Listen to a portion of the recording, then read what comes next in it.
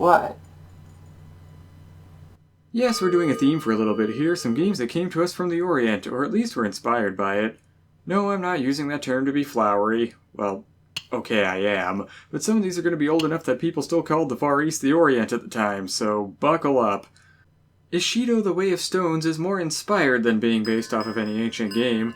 Far as I know, the whole game is made in the good old US of A. Somewhere. I think. I see the developer listed as both Publishing International and Software Resources International, so if you want to try finding anything with those very vague names, you go right on ahead. Ishido was released in 1989 and was originally going to be published by Epix. Unfortunately, Epix went bankrupt as they were finishing up the game. Not letting that stop them, the developers self-published a signed limited edition in a handmade walnut slip case. No, I don't own one, but man, I wish I did. Just like that Oxid Magnum box.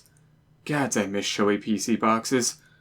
If it looks a bit like Mahjong, or more specifically like Shanghai, the producer and developer of Shanghai both contributed to this game.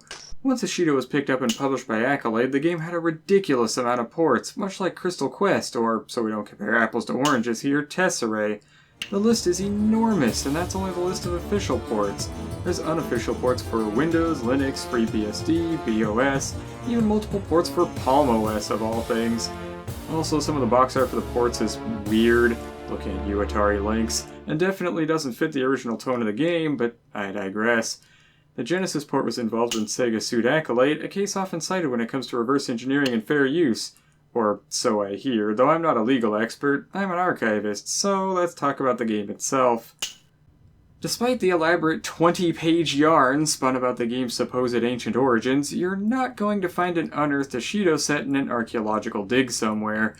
It isn't even a real Japanese word as far as I know. At least when I use gratuitous Japanese, it's real words.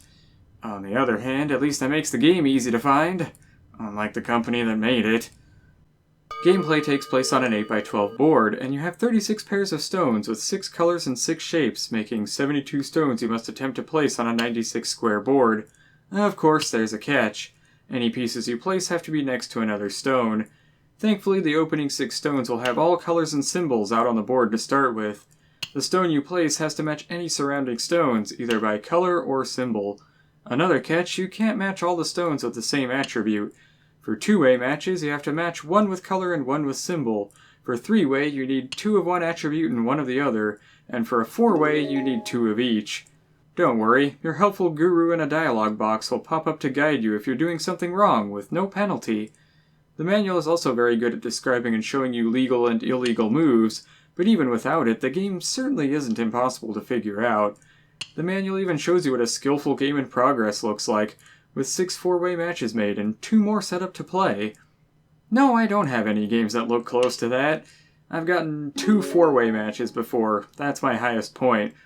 Although, reading the manual again, I realized you can see the stones you have left in the pouch, and the order you'll draw them in too. That might help a lot. The fact I didn't know that until I read the manual again to write this review shows the intellect level you're dealing with on this channel. Be warned. If all of this looks familiar somehow, it's because PopCap's Alchemy aped these mechanics for their own game, even if it does play somewhat differently. More arcade-like, more score and level-based, more random, you never know what piece you get or how many of them. The manual has a flowery, purple prose way of describing everything, and it's a fun read. Though heaven help you if you start on the 20-page Legend of Ishido I mentioned earlier, presented with the original self-published version. Apparently it got quite a few people to think it was an unearthed game from ancient times, resurfacing in 1989. I kinda wish it was, if just because having a physical set would be neat. Someone had some fun writing this legend, I know that much. Maybe I'll just read the whole thing at some point.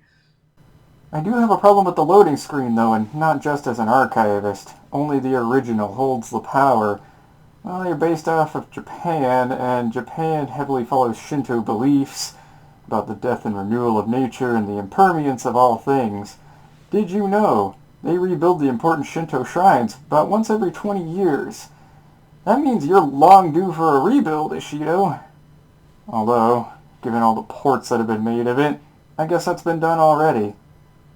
You can play alone for high scores, cooperatively, or challenge people, either one-on-one or in a multi-person tournament, which uses the same opening and draw order for everyone.